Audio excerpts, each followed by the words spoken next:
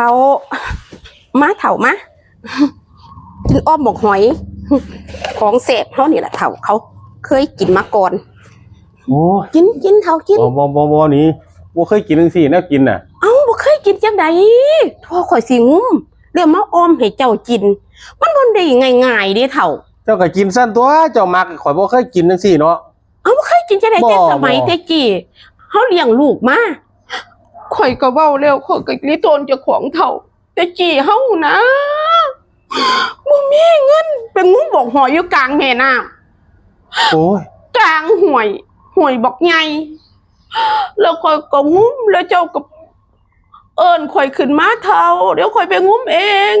เจ้าลืมแล้วบ่โอ้ยบ่มีจักเที่ยดอกอย่ามาเว้าหาอยู่นี่เอ้า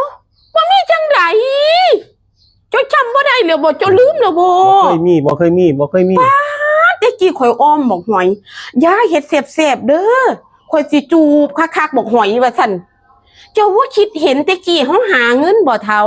มันบ่มีจักเที่ยดอกเจ้าอย่ามาบรรยายเว้าไปอีหยังอยู่นี่เอ้าบ่บรรยายจังได๋แต่กี้เฮาไปงุ้มบอกหอยเอามาเลี้ยงลูกเงินก็บ่มีให้ลูกไปโรงเรียนแต่กี้นะมันบ่มีจักเที่ยดอกเจ้าอย่าเว้ามาเถาะบ่มีจังได๋แต่สมัยแต่กี้เฮาเอากันใหม่ๆเนี่ยหาเงินก็บ่เป็นเจ้าลืมแล้วบ่ไม่รู้เรื่องเลยข่อยจำบ่ได้เลยบ่มีเลยบ่มีจักเที่ยเข้ากรุงเทพมาก็เจ้าก็เป็นโตใหม่แต่กี้นะคำพื้นคำพันหาโอ้ยเฒ่าเดี๋ยวข่อยไปหาบอกหอยไปงุ้มมาไปถ้าออมสู่ลูกกินเจ้าเว้าเองเดี๋ยวเจ้าลืมแล้วบ่มันบ่มีจักเที่ยบ่แม่นลืมเนี่ยข่อยบ่ได้ลืมดอกมันบ่มีเลยบ่ข่อยบ่เคยโตจังซั่นจักเที่ยข่อยบ่เคยกินจังซี่บักหอยบักหยังข่อยบ่เคยกินใจค่ะแท้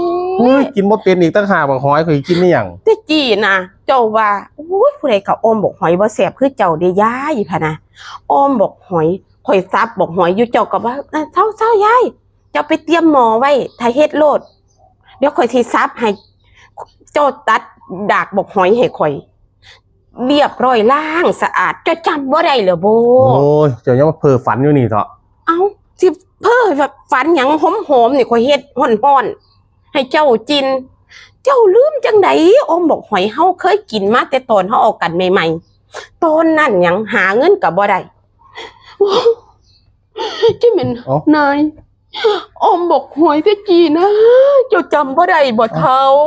จะเป็นหยังโอ้ยเฒ่าเอ้ยข่อยมาอยู่กรุงเทพโดนข่อยลืมโตเอาเจ้าเฮ็ดจังได๋ข่อยก็ได้เอาโอ้เฒ่าขึ้นมาซะเฒ่าโอ้ยกินบัดนี้เฒ่าแม่นอีหลีว่ะบัดใดจังซี่แล้วโอ้